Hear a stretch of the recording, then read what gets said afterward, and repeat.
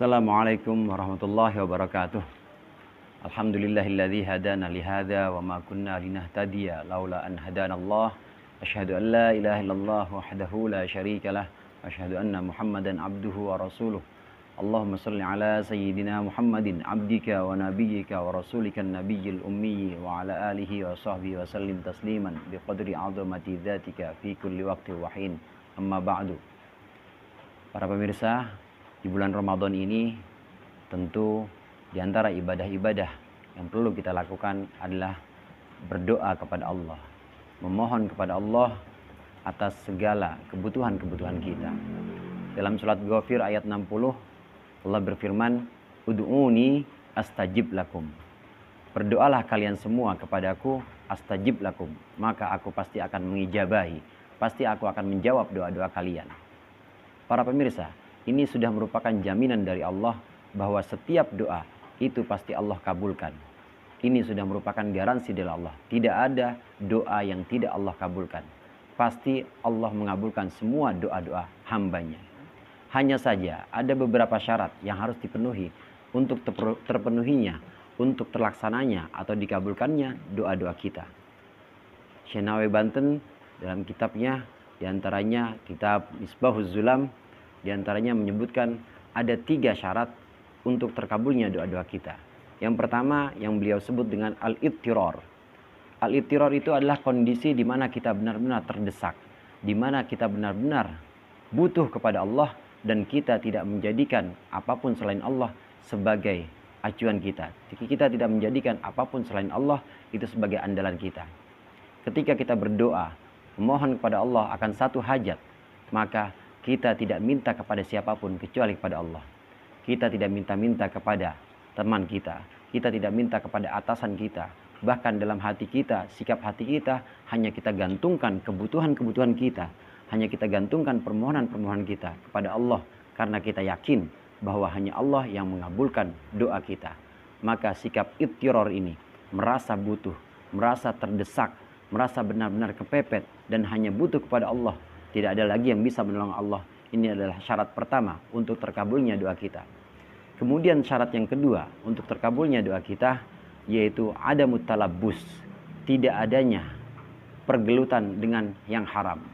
Para pemirsa, dimaksud dengan bergelut dengan yang haram ini baik dari makanan kita, pakaian kita, ataupun tempat yang kita gunakan untuk ibadah.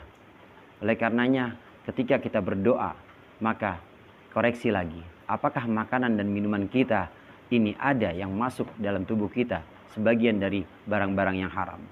Kita koreksi lagi, apakah pakaian yang kita gunakan untuk berdoa itu ada dari uang-uang yang haram. Apakah tempat yang kita gunakan untuk berdoa itu sebagian proposalnya adalah proposal dari barang yang haram. Maka ini perlu kita teliti lagi. Karena syarat yang kedua untuk terkabulnya doa adalah tidak boleh bergelut dengan barang-barang yang haram. Doa dari seorang hamba yang masih bergelut dengan barang-barang yang haram, maka tidak akan Allah kabulkan. Kemudian syarat yang ketiga untuk terkabulnya doa kita yaitu adamul isti'jal. Adamul isti'jal ini adalah tidak terburu-buru, tidak minta kepada Allah, tidak terburu-buru agar hajat kita atau kebutuhan kita segera dikabulkan oleh Allah.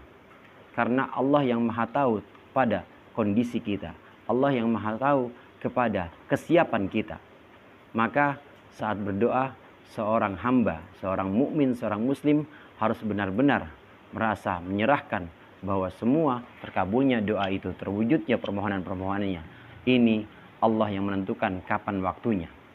Maka syarat yang ketiga untuk terkabulnya doa itu adalah kita tidak boleh terburu-buru. Allah tidak boleh kita dikte untuk segera mengabulkan permohonan-permohonan kita. Kita berdoa malam ini, kemudian besok pagi harus terwujud, tidak bisa. Dan kita berdoa pagi ini, malam harus terwujud, tidak bisa. Maka syarat yang ketiga, kita tidak boleh terburu-buru seolah-olah mendikte Allah untuk segera mengabulkan permohonan-permohonan kita. Ketika 3 syarat itu sudah diwujudkan, 3 syarat itu sudah terpenuhi, maka insya Allah, Allah pasti akan mengabulkan doa-doa kita. Namun pemirsa, kadangkala kita berpikir, sudah kita penuhi 3 syarat-syarat itu, namun belum juga terwujud. Maka Rasulullah Shallallahu Alaihi Wasallam bersabda, "Ma min da'in yad'u ilallah da'watahu illa istajaba lahu."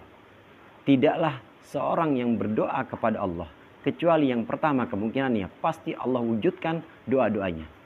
Kemudian yang kedua kemungkinannya aw sarafa anhu su'an mithlaha. Kalau permohonan-permohonan itu, doa-doa itu belum juga Allah wujudkan, maka kemungkinan yang kedua Allah mewujudkan dalam bentuk lain, yaitu Allah hindarkan keburukan-keburukan. Allah hindarkan kemadaratan-kemadaratan, bahaya-bahaya yang semestinya itu bisa ada pada diri kita. Hadirin dan pemirsa yang budiman, kalau kita pikirkan, maka dalam kehidupan kita ini sebenarnya benar-benar dalam satu kondisi yang tidak bisa merasa nyaman. Karena satu waktu musibah bisa saja datang, satu waktu penyakit bisa saja datang. Maka adanya kita dalam keadaan sehat, adanya kita selalu selamat dari setiap musibah, maka ini bisa jadi adalah bentuk ijabah Allah atas doa-doa kita. Kita tidak diijabah dalam bentuk materi yang kita minta, tapi Allah berikan kita keselamatan dari penyakit. Allah berikan kita keselamatan dari musibah. Allah berikan kita kesehatan terus, maka itu adalah bentuk ijabah yang Allah berikan atas doa-doa kita.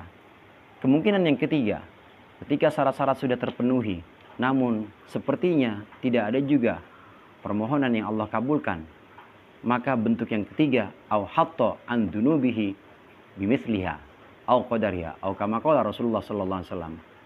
Boleh jadi Allah tidak memberikan materi yang kita minta. Allah juga tidak menghindarkan juga musibah, namun Allah menghapus dengan doa itu dosa-dosa kita. Karena doa itu hakikatnya adalah ibadah, maka ibadah pasti membuahkan satu maghfirah atau ampunan. Seorang yang selalu berdoa kepada Allah, memohon kepada Allah dengan tidak bosan-bosan, maka sangat mungkin dia akan Allah ampuni dosa-dosanya.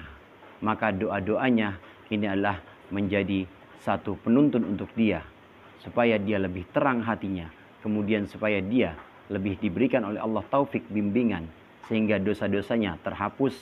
Maka terhapusnya dosa ini merupakan bentuk ijabah dari doa si hamba.